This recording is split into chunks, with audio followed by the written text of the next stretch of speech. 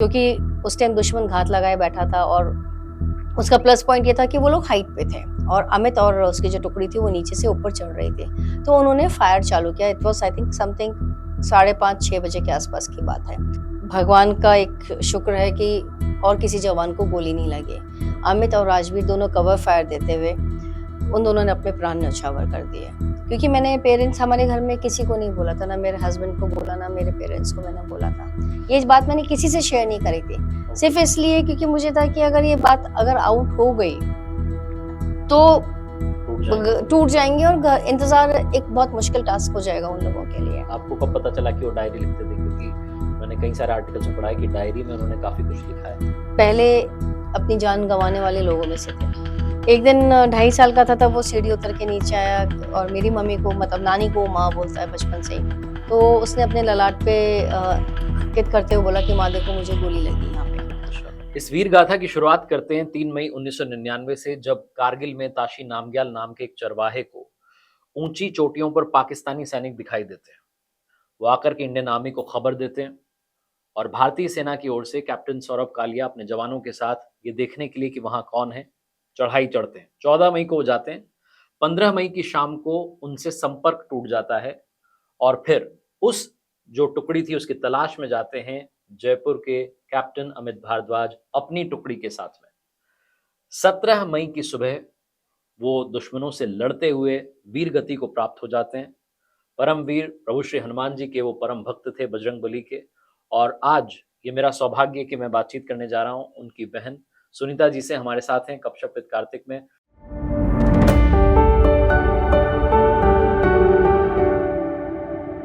कारगिल विजय दिवस पर सबसे पहले मैं देश के शहीदों को, वीर जाबाजों को नमन करता हूं, प्रणाम करता हूं और सुनीता दीदी का स्वागत करता हूं। मैम बहुत बहुत स्वागत है आपका। Thank you. सबसे पहले मैं आपसे जानना चाहता हूं इस पॉडकास्ट की शुरुआत में कि अमित जी जो थे, वो अमित सर हनुमान जी के बहुत बड़े भक्त थे। कुछ आप उसके बारे में बताना चाहेंगे?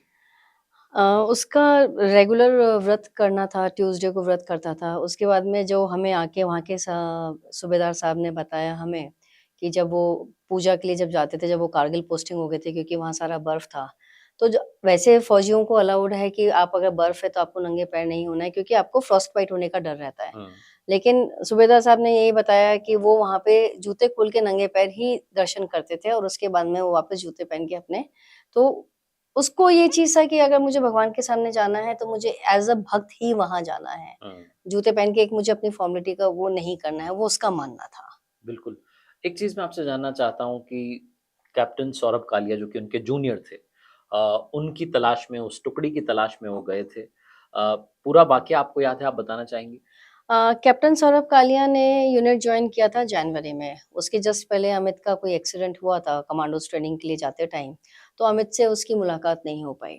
अमित उस टाइम फिर उसके बाद में जब छुट्टी पर आ गया था, फिर उसके बाद में अमित ने उसके लिए एक लेटर भी लिखा था, एक छोटी-सी पर्ची थी बेसिकली कि welcome to the unit dear brother. वो आंटी ने आज भी अपने शोकेस में सँभाल के रखा हुआ है कि उन्होंने अमित और ये एक आश्चर्यजनक तथ्य है जो मैंने सुना है कि अमित और सौरभ की दोनों की मुलाकात ही नहीं हुई। बस सिर्फ़ टेलीफ़ोनिक कन्वर्सेशन था उनका। जब 14 मई को जब कैप्टन सौरभ कालिया और अपने 5 जवानों के साथ में जब निकले थे रेकी पे, तो जब वो एक नेक्स्ट डे जब उनका रेडियो सेट इनका कनेक्शन टूटा फ़ोर्ज आर्ट के साथ में, तो इन लोगों को चिंता हुई कि भई कैप्टन सौरभ कालिया उसकी टीम का क्या हुआ? कहाँ, मतलब कहीं ऐसा नहीं है किसी खाई में गिर गए हों या कुछ इश्यूज़ और आ गए हों। तो कैप्टन अमित भारद्वाज के लिए जब बोला जाता है कि अमित ने वॉलंटियर किया क्योंकि मेरा जूनियर है एंड इट्स माय ड्यूटी कि मैं उसके लिए उसको मैं ढूँढ दूँ। तो अपने वो 31 जवानों के साथ में वो वहाँ से निकले। 15 की रात ये लोग चले हैं, 16 की रात चले हैं और 17 मई को जब ये ऊपर पहुँचे हैं बजरंग पोस्ट के पास में, क्योंकि उस टाइम दुश्मन घात लगाए बैठा था और उसका प्लस पॉइंट ये था कि वो लोग हाइट पे थे और अमित और उसकी जो टुकड़ी थी वो नीचे से ऊपर चढ़ रही थी। तो उन्होंने फायर चालू किया। It was I think something 5:30-6 बजे के आसपास की बात है। तो जैसे ही फायर वहाँ से आना शुरू हुआ तो अमित का क्विक डिसीजन था कि मैं अपने जवानों की रक्षा मुझे करनी है क्योंकि अमित सबसे आगे था। ये तो भारतीय फ़ौज का ट्रेडिशन है कि ऐसा नहीं है कि जवान आगे हो, अफ़सर आगे होता है और फ़ौजी मतलब उसके जवान, उसकी टीम पीछे होती है। तो उन्होंने जब फायर शुरू किया, अमित ने कहा कि मैं तुम्हें कवर फायर देता हूँ, तुम एक-एक करके नीचे बचो सो दैट तुम नीचे बेस कैंप में जाके बोल सको कि यहाँ पर भी दुश्मन ने कब्ज़ा कर लिया है। और उस टाइम हवलदार राजबीर जो उसका बडी था, रेडियो सेट उसके पास में था, उसने कहा साहब मैं आपको छोड़कर नहीं जाऊंगा। अमित ने उसको बोला भी कि तुम्हारे 3 बच्चे हैं, बीवी है, तुम जाओ, उनको कौन देखभाल करेगा? मेरी तो सिस्टर है, वो देख लेगी, और बूढ़े माँ बाप है। बट लेकिन हवलदार राजबीर ने नहीं छोड़ा। ये अगेन फिर मैं कहूंगी कि भारतीय फौज का ट्रेडिशन है कि साहब के लिए, उसने अपने साहब के लिए उनको छोड़ना उचित नहीं समझा कि नहीं, मैं साथ में ही रहूंगा। जब वो 30 जवान नीचे आए और उन्होंने नीचे खबर किया, जब तक अमित ने उनको कवर फायर दिया, तो भगवान का एक शुक्र है कि और किसी जवान को गोली नहीं लगी। अमित और राजवीर दोनों कवर फायर देते हुए उन दोनों ने अपने प्राण न्यौछावर कर दिए।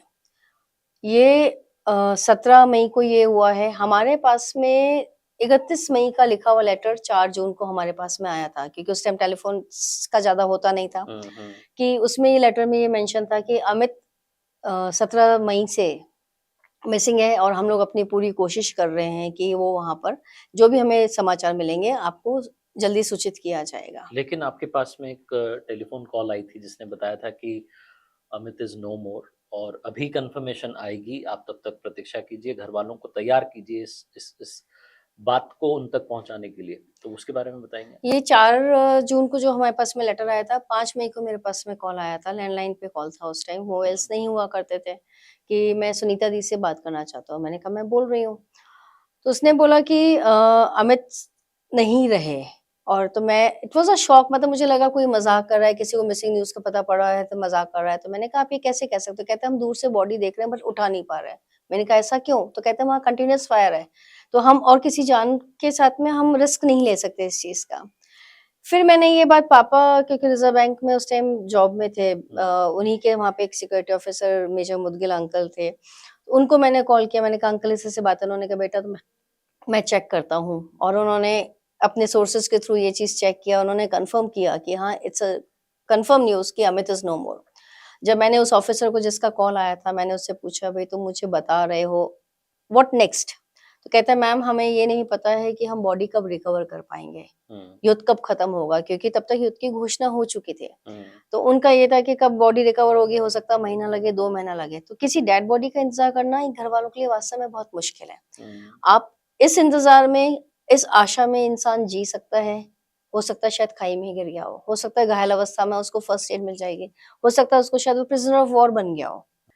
फिर जो लोगों ने उस टाइम हमें बोला, या जैसे हमें जब सबने बोला कि आप ये करो, महामृत्युंजय जाप के पाठ चल रहे थे। उसके अलावा फिर जो लोगों ने बोला गुरुद्वारा जाओ या दरगाह जाओ, वो सारे काम किए। किसी ने बोला कि रात को 12 बजे शमशान से मिट्टी लेकर आओ, तो वो भी काम किए। वो सब इसलिए किए कि पेरेंट्स को ये एहसास नहीं हो कि भई कुछ खबर है। क्योंकि मैंने पेरेंट्स, हमारे घर में किसी को नहीं बोला था, ना मेरे हस्बैंड को बोला, ना मेरे पेरेंट्स को मैंने बोला था। ये बात मैंने किसी से शेयर नहीं करी थी। सिर्फ़ इसलिए क्योंकि मुझे था कि अगर ये बात अगर आउट हो गई, तो टूट जाएंगे वो लोग। टूट जाएँगे, और इंतज़ार एक बहुत मुश्किल टास्क हो जाएगा उन लोगों के लिए। तो जो लोगों ने कहा वो करती रही ताकि माँ-बाप को शक ना हो। फिर ये 13 जुलाई को दिन में साढ़े 2:30 बजे के करीब जो ज़ी न्यूज़ आती है, और इवन उस दिन ये भी हुआ था, जो महामृत्युंजय के पाठ कर रहे थे, उन्होंने पापा को सवेरे बोला कि अब मेरे से पाठ कंटिन्यू नहीं हो रहे, अब मैं नहीं कर पाऊँगा। उन्होंने पूर्णाहुति करी, उनका पूर्णाहुति करना था, पापा का प्रसाद लेके घर पहुँचना था, और 2:30 बजे न्यूज़ में आया ये, कि मैं इस मामले में ऊपरी ताकत को बहुत ज़्यादा मानने लगी हूँ तब से, कि ये सब चीज़ें हुई हैं। और 2:30 बजे न्यूज़ में ये डिक्लेयर हुआ, जब उनको सेफ पैसेज दिया गया, युद्ध विराम हुआ, कि अमित भारद्वाज, कैप्टन अमित भारद्वाज और हवलदार राजबीर की बॉडी दोनों, उनके हाथ में गन थी, ट्रिगर पे उनकी उँगलियाँ थी, जो ये दर्शाता है कि वो आखिरी मोमेंट तक, आखिरी साँस लड़ते तक रहे। वो लोग लड़ते रहे। 13 जुलाई को उनकी बॉडी वहाँ से काकसर बजरंग पोस्ट से लिफ्ट होके सारा जो भी उनका फॉर्मेलिटीज़ होना था वो हुआ। 14 को सारा काम हुआ, और 15 को मॉर्निंग में वो जयपुर उनको लाया गया। 17 मई को जो है सुबह उस अटैक में, जहाँ पर वो डायरेक्ट अटैक में थे, सीधी जो है फायर हो रही थी, कवर फायर दे रहे थे अपने ही साथियों को, वहाँ उन्होंने बलिदान दिया। और बॉडी जो है, पता जो है आपको परिवार को चलता है 13 जुलाई को, और 15 जुलाई को जो है जो उनका पार्थिव शव है वो लाया जाता है जी। जयपुर में 15 जुलाई को। इतना बड़ा गैप था, आपने अपने आप को कैसे स्ट्रॉन्ग रखा? क्योंकि आपको तो सच पता था, लेकिन वो परिवार जिसको आप एक उम्मीद से देख रही थी, आपने खुद को कैसे स्ट्रॉन्ग रखा? मैं ये मान के चलती हूँ, जब कुछ ऐसा होता है तो भगवान आपको अपने आप हिम्मत देता है। हुँ। अगर आज मैं उस चीज़ के अगर पीछे मैं जाऊँ तो मुझे खुद को लगता है कि हाँ, मतलब कैसे मैं हिम्मत रख पाई। लेकिन भगवान आपको अगर जो चीज़ें होनी होती हैं, भगवान आपको रास्ते दिखाता है उस चीज़ के लिए। और वो ऑटोमैटिकली वो सारी चीज़ें होती रहीं कि मैंने किसी को नहीं बताया और सारे काम होते रहे अपने आप को इन सब चीज़ों में कभी आर्मी एरिया जाना है, कभी किसी मंदिर जाना है, कभी कहाँ जाना है, किससे पेपर वर्क करना है, उसी में मैं बिज़ी रही।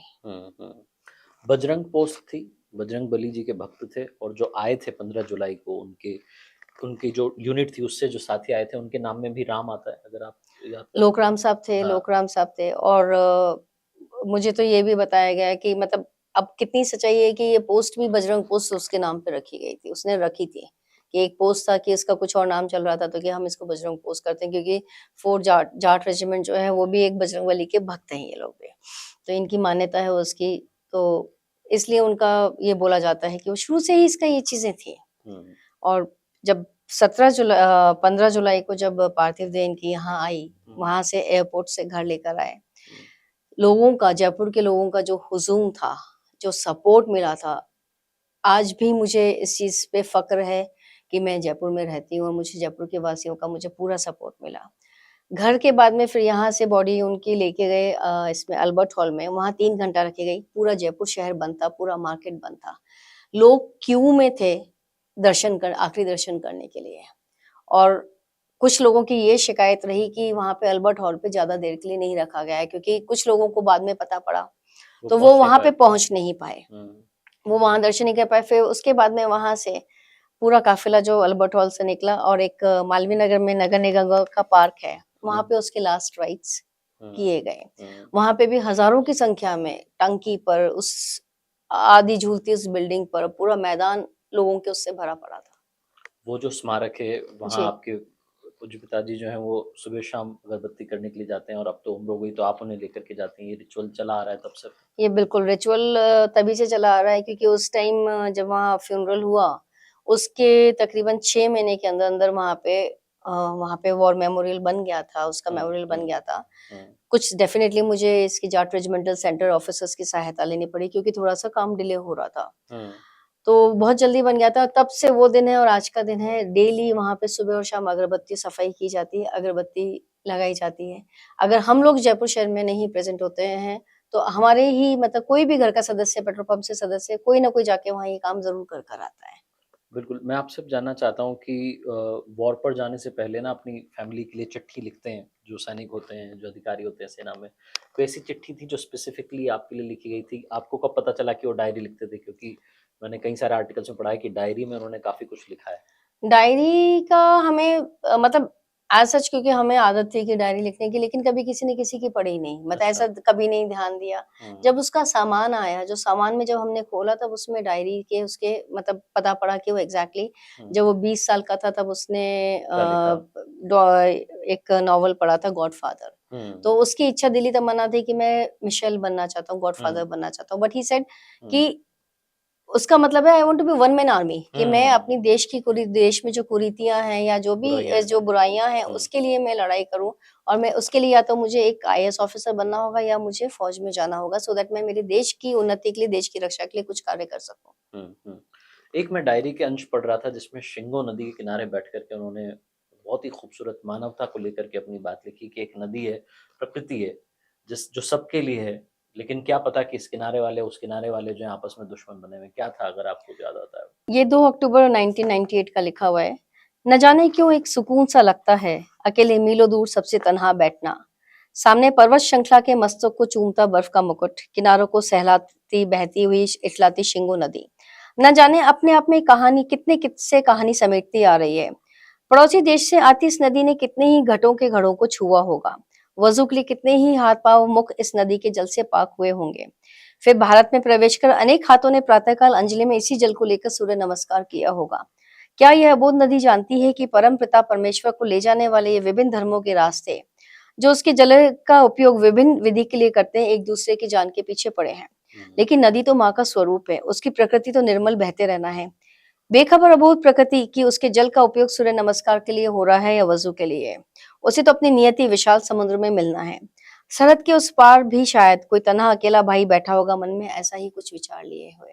क्या बात है। बहुत ही खूबसूरत जो है ये थॉट है अपने आप में जो बताता है कि एक सैनिक जो है, जो सीमा रेखा पर है, लड़ाई लड़ने के लिए गया है, लेकिन मन में जो है इस तरीके के विचार हैं कि हम सब एक ही हैं, लेकिन ना जाने क्यों एक दूसरे के जो है जान अ, के पीछे पीछे पड़े। पड़े हुए हैं। मैं आपसे जानना चाहता हूँ कि कारगिल में तनाव तो था, लेकिन युद्ध की स्थिति नहीं थी और ये जो बजरंग चौकी पर जो हुआ, जो कैप्टन सौरभ कालिया गए, उनको जब उन्होंने डिटेन कर लिया, अपने पास रख लिया और 22 दिन तक उनको जो है बंदी बना के रखा था और इतना टॉर्चर किया कि जब आए कैप्टन सौरभ कालिया की जब पार्थिव देह आई तो सिर्फ आईब्रोज जो थी वो बची हुई थी, आँखें, कान सब गायब थे। तो उनके ब्रदर का मैं पढ़ रहा था, उन्होंने बताया कि मैं आईब्रो मेरी और भैया की एक जैसी, तो उससे मैंने पहचाना कि ये भैया की जो है पार्थिव देह है। ये सत्य है कि कैप्टन सौरभ कालिया के साथ में जो 5 जवान थे, हुँ, इन 6 लोगों को जब इन्होंने बंदी बनाया, उसके बाद में इन्होंने बहुत बर्बरता पूर्वक इनके साथ में व्यवहार किया। व्यवहार किया इन्होंने। किसी के कीलें ठोकी गईं, किसी के कान आई बॉल्स निकाल ली, नेल्स खींच के निकाले, ये सारा इन्होंने बहुत किया था।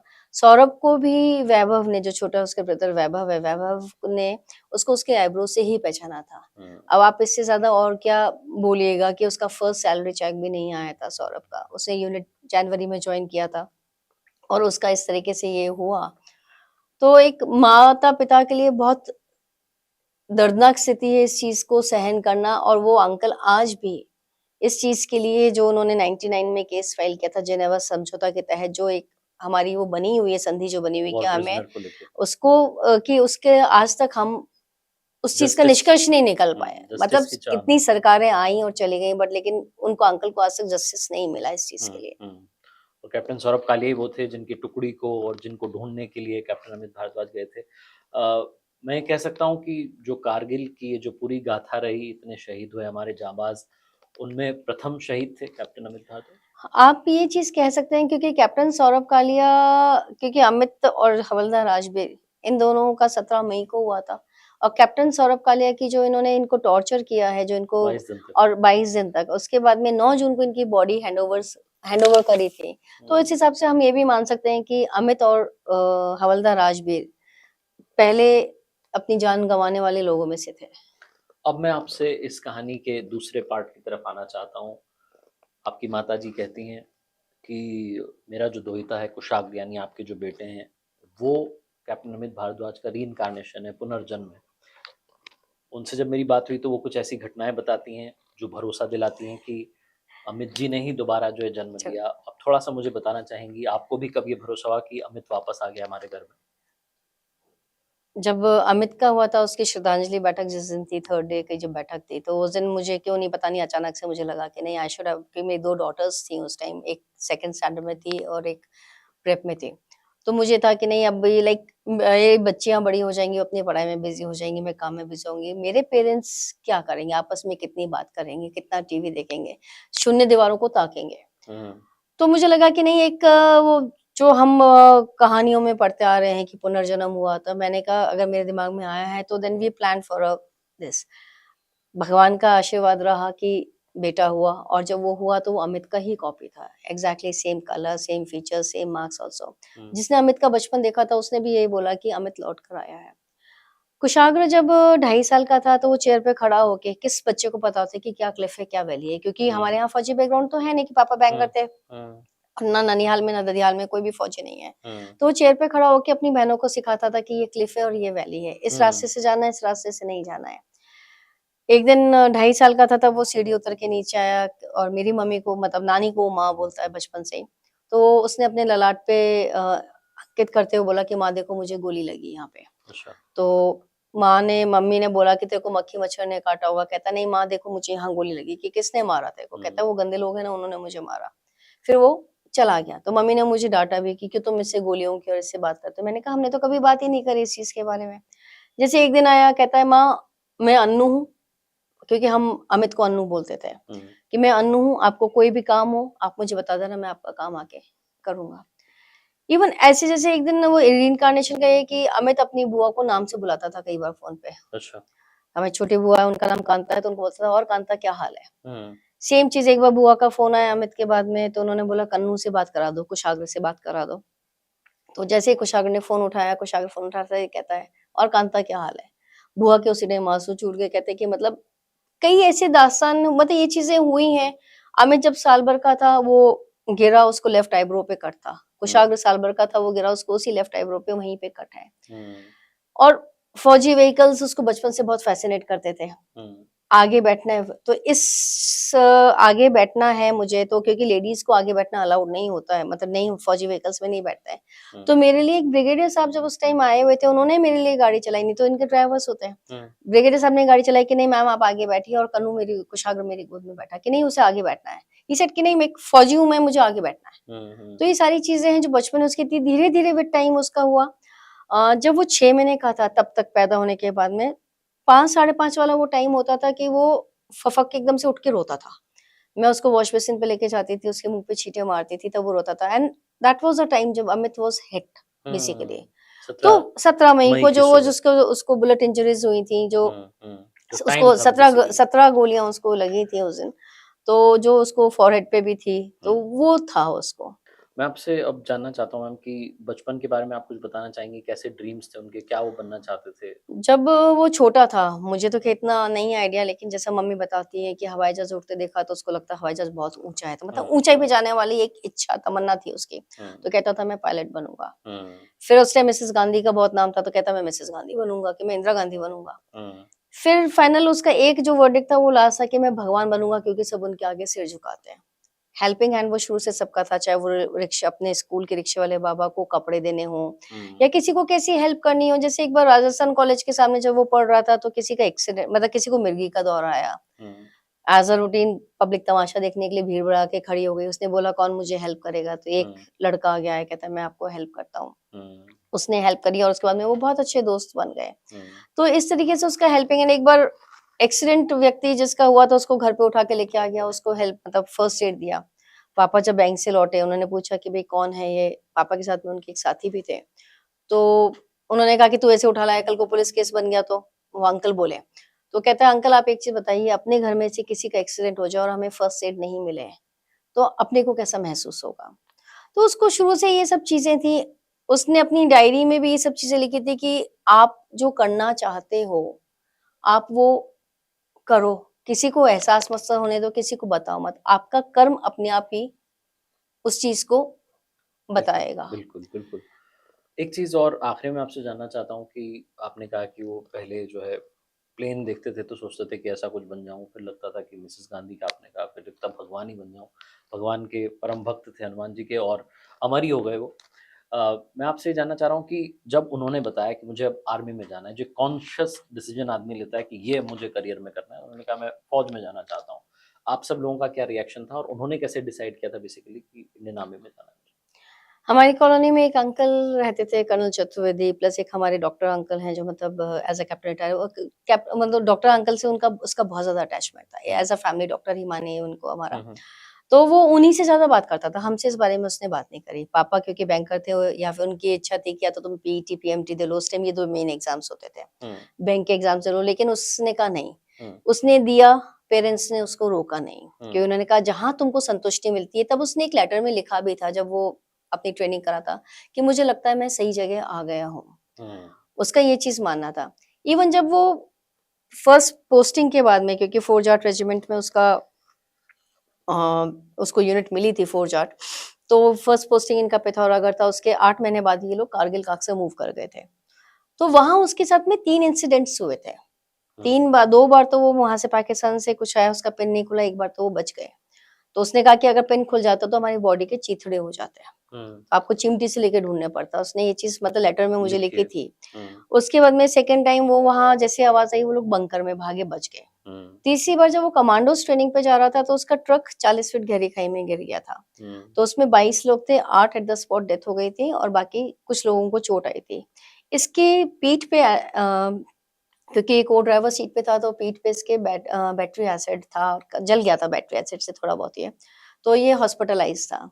तब इसने लिखा था कि एक ताकत है जो मुझे मारना चाहती है, बट लेकिन एक और सुपर पावर है जो मुझे बचा रही ताकि मैं कुछ बड़ा कर सकूँ। क्या बात है। उसके बाद में कमांडोज़ इसका कैंसल हुआ, 1 महीना ये लीव पे आया, उस टाइम ये सबसे मिला, जितने लोगों से ये मिल सकता था उस टाइम ये सबसे मिला।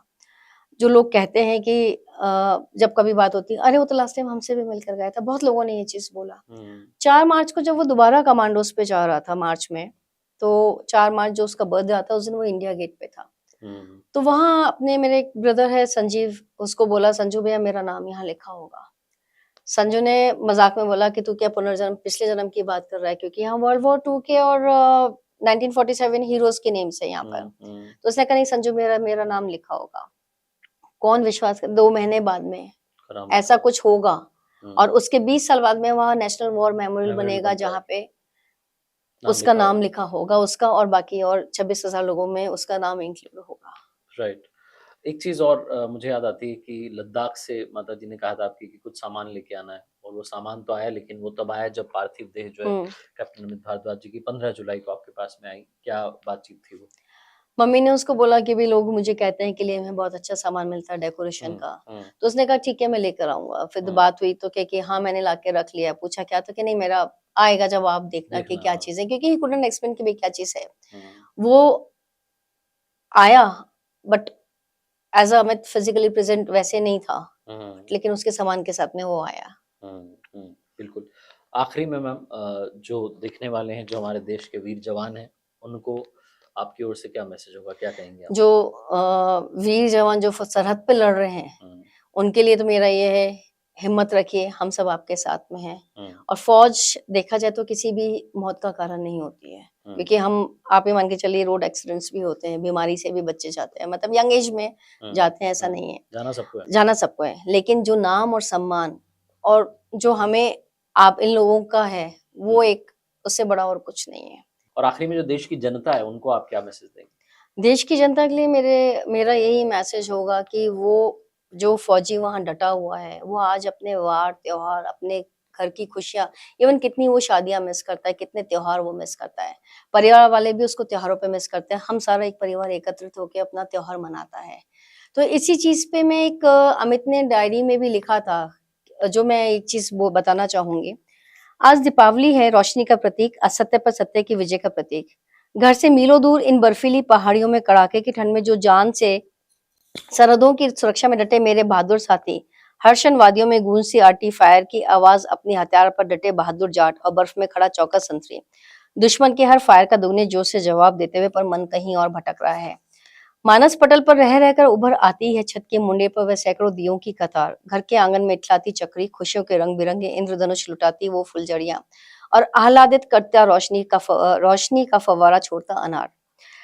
अपना लक्ष्मी पूजन की वो पावन घड़ी और विभोर कर देता आरती का वातावरण। आज सब कुछ याद आ रहा है तो बेफिक्र होकर दिवाली की रात भर घूमना और नजदीकी रोज दोस्तों और पड़ोसियों का अपनापन। आज लगातार तीसरी दीपावली है घर से दूर, अकेले अपने बंकर में बैठे हुए मन को करते हुए पूर्ति का वास्ता देते हुए, पर मन के कोने में जरूर बैठा है एक नन्हा बोध बालक जो मचल रहा है अपने माँ के हाथ की मिठाई खाने को। हुँ, हर पल उसका ही चेहरा आंखों के सामने आ जाता है। हर 4-5 दिए जलाने के बाद शायद उसका हाथ रुक जाता होगा। सोचती होगी अपने उस बेटे के बारे में जो डटा है सीमा प्रहरी बन। पिताजी ऊपरी तौर पर समझाकर स्वयं भावुक हो जाते होंगे, पर वो अकेली ही तो ऐसी माँ नहीं है। उसकी जैसी अनेक माताओं के बहादुर सपूत अपनी जान पर खेलकर विषम परिस्थितियों में जूझकर सुनिश्चित कर रहे हैं कि दुश्मन 1 इंच भी ना आगे बढ़ने पाए। हुँ, उसे कम से कम ये तो तसल्ली है कि अगली छुट्टी में उस घर आना होगा, सबसे मिलना होगा। ऐसे में अचानक ही मन पर उभर आता है सिपाही अरुण और नायक सतपाल का ख्याल, जिनके लिए अगली छुट्टी कोई मायना नहीं रखती। देश की रक्षा के लिए इन जाबाज साथियों ने अपने प्राणों की आहुति दे दी है। बूढ़ी उनकी बूढ़ी माँ की पथराई आंखें जानती हैं कि ये दोनों न तो इस दिवाली और न ही किसी और दिवाली पर घर आएंगे और न ही कभी और, पर शायद फिर भी मन का एक टूटा कोना उस आस को समेटे बैठा है कि वो आएगा। फौज जाट के इन बहादुर जवानों को समस्त सदस्यों की ओर से भावभीनी श्रद्धांजलि। क्या बात है! मैं देश की जनता को अपनी ओर से कहना चाहता हूँ कि हम अपने-अपने घरों में खुश-खुशहाल बैठे हुए हैं, मुस्कुराते हैं, अपने अपनों के साथ में, परिवार के साथ में मुस्कुराते हुए पल बिताते हैं, क्योंकि कोई है जो इस बात से बेफ़िक्र कि मैं अपने परिवार के साथ त्योहार मनाऊँ, इस बात की फ़िक्र करता है कि देश का हर परिवार जो है, खुश होकर के जो है त्योहार मनाए। और वही भाव जो है कैप्टन अमित भारद्वाज जी की डायरी के इस अंश में मिलते हैं, जहाँ वो लिखते हैं कि मेरे अंदर एक नन्हा बालक आज भी माँ के हाथ की मिठाई खाना चाहता है, लेकिन मुझे अपनी मातृभूमि की भी रक्षा करनी है। आपको, आपके परिवार को, आपकी उस हिम्मत को, जो मैं भी बोलूँ तो शायद मेरी आँखों में और आँसू आ जाएँगे। लेकिन आपको सलाम है कि आपने 17 मई की सुबह वो जो है वीरगति को प्राप्त हुए, आपको मैसेज मिला कुछ दिनों के बाद और आपने उस मैसेज को अपने पास रखा, पूरे परिवार को ताकत दी और फाइनली 15 जुलाई को जो है परिवार को दे रहा। Thank you so much ma'am जुड़ने के लिए। और ये कहते हुए मुझे इस वक्त रोंगटे खड़े हो रहे हैं, आंखें मेरी नम है, लेकिन मैं सारे शहीदों को, उन परिवारों को नमन और प्रणाम करता हूँ। और आपके जैसी जो बहनें हैं, माताएं हैं, परिवारजन हैं, उन सबको हम सल्यूट करते हैं, नमस्कार करते हैं, धन्यवाद। प्रणाम करते हैं। हम सिर्फ शब्दों में कह सकते हैं मैम, आपने वो जिया है। और ये भी कहूंगा कि मातृभूमि की ओर से भी आपको धन्यवाद रहेगा। Thank you so thank much. सभी को कारगिल विजय दिवस की हार्दिक शुभकामनाएं। जी, जय बहुत बहुत हिंद। धन्यवाद। जय हिंद, जय भारत।